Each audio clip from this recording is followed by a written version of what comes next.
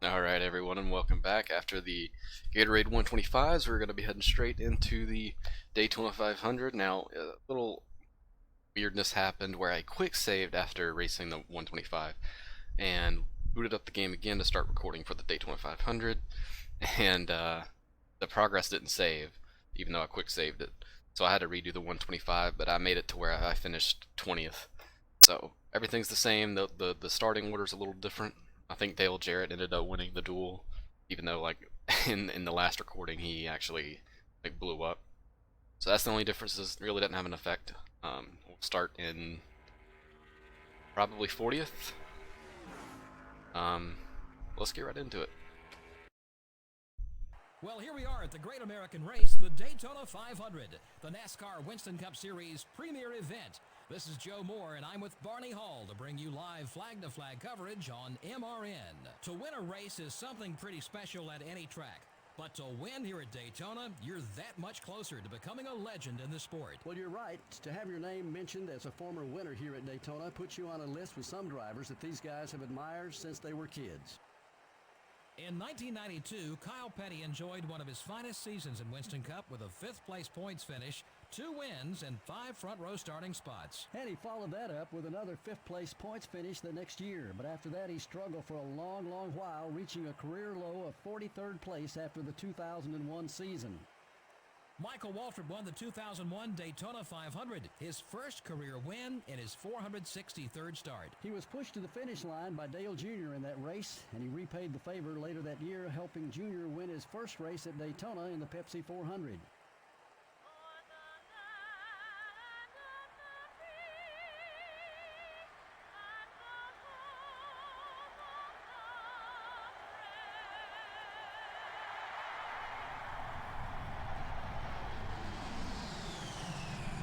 Gentlemen, start your engines.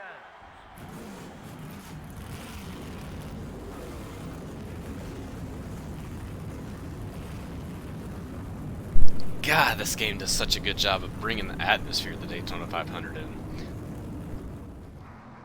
Alright, let's get straight into it. 20 laps here, only doing 10%, like I said. But that will be changing back to 25% after this race. But honestly, I might be a little more competitive than I was thinking, because when I re-recorded the 125, I was actually able to pass 2 cars. No one actually ended up blowing up. So I was able to actually pass 2 cars and finish 20th in the duel. So look at this. You got some horses under this hood.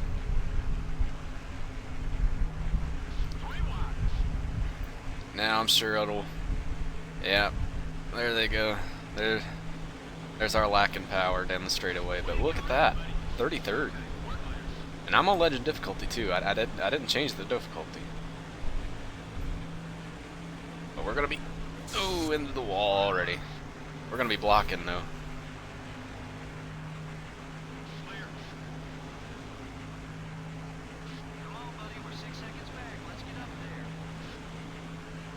I got a little bit of an arrow push from Kevin LePage behind us.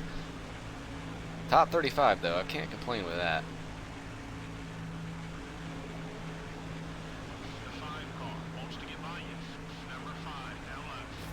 I'll try to keep it on the chase cam because I know that's a lot better to look at.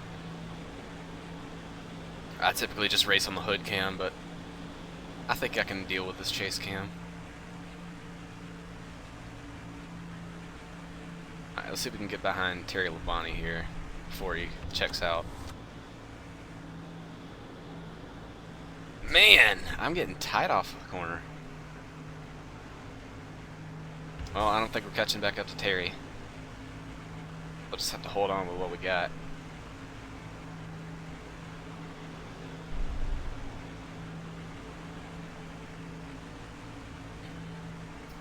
And honestly, even with the 10% race, we're going to have to make a green flag pit stop, which is good. That is something I want to do. I like green flag pit stops. Obviously, unless the caution comes out. But we're about already down to 2/3 of a tank, and it's only lap 3. Man, this thing's tight for some reason. Nah, you stay back there, Kevin. I got two Kevins behind me, Kevin Grubb and Kevin LePage. Oh my goodness, into the wall again. Ooh, I reckon. Sorry. Man, I don't know what it is, but like coming to the turn 4, the car just shoots up the track. Yeah, I've done that 3 laps in a row.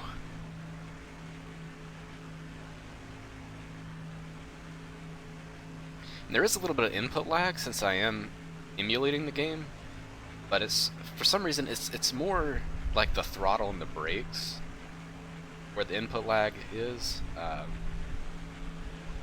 Not so much the steering,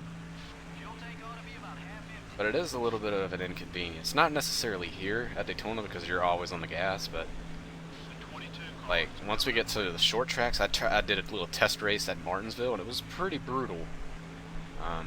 But I was able to decrease the button delay just a little bit to where it's raceable, and I'm gonna keep fiddling with it to see if I can actually get it to completely go away. Because there's a lot of settings you can change with the I think it's the PCSX2 emulator you can download. But obviously I would always recommend to actually buy the game legally first. I don't know if emulating is illegal, but like I said in the first video, I bought this game twice. I have 2 copies at home for the PC version, but I wanted to get the PS2 version because the career mode is a little more in depth. But yeah, and am I gonna hit the wall again? Ooh, it didn't shoot up that time. So me and Kevin have checked out from 40th place back, and in a couple laps here, we're gonna have to make a pit stop.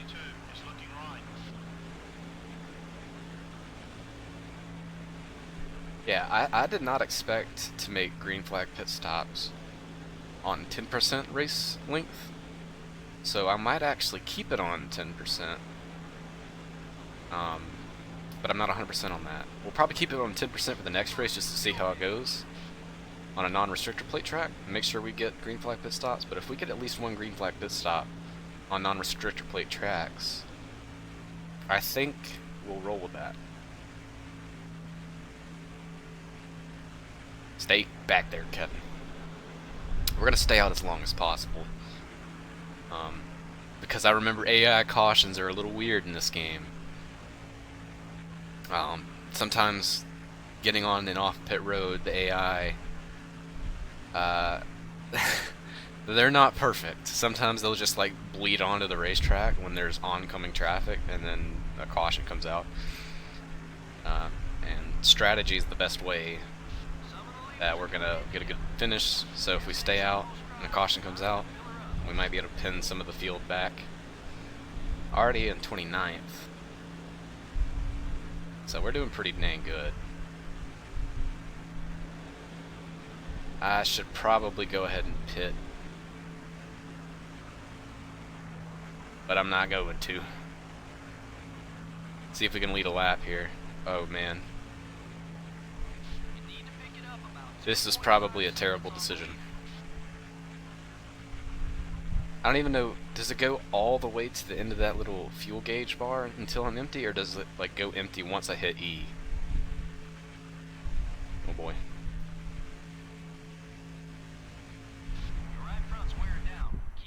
What? Oh boy. I've made a terrible decision.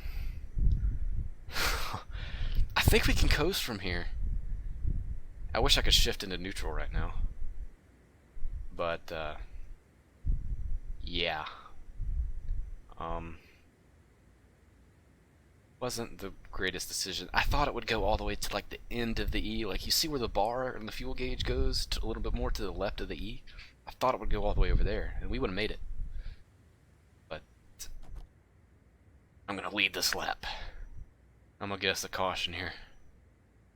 I don't want to get cheap cautions like that where I force it too much, but I would have been absolutely screwed. Good job, we got our 5 points. Now let's try to keep that lead. Get out of the way. Number 88 is gaining on you. The 88 car is outside. Number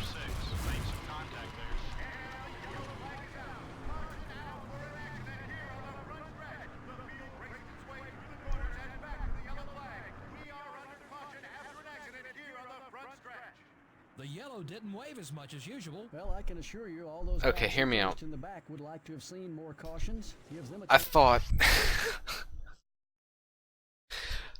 I thought if I would oh my goodness. I thought if I caused a caution, it would allow me to pit under caution and everything.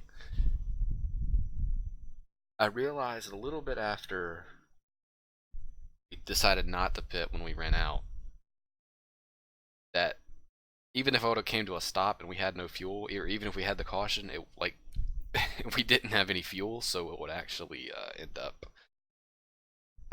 ending the race anyway.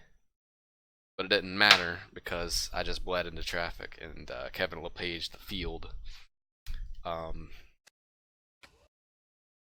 So that's probably the worst possible way to start your career.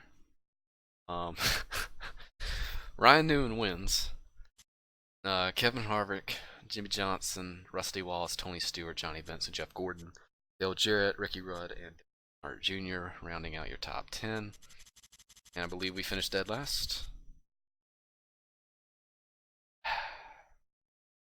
Good news. Good news. We got 5 bonus points for leading that lap. So, I don't know if it's 34 points plus 5. I think it is. And if that's the case, then we essentially finished 42nd. Got a lot of money. That was probably not a good business decision to make. Because we were we were in like 39th or 38th, something like that. Ooh, well, that's rough. On to North Carolina.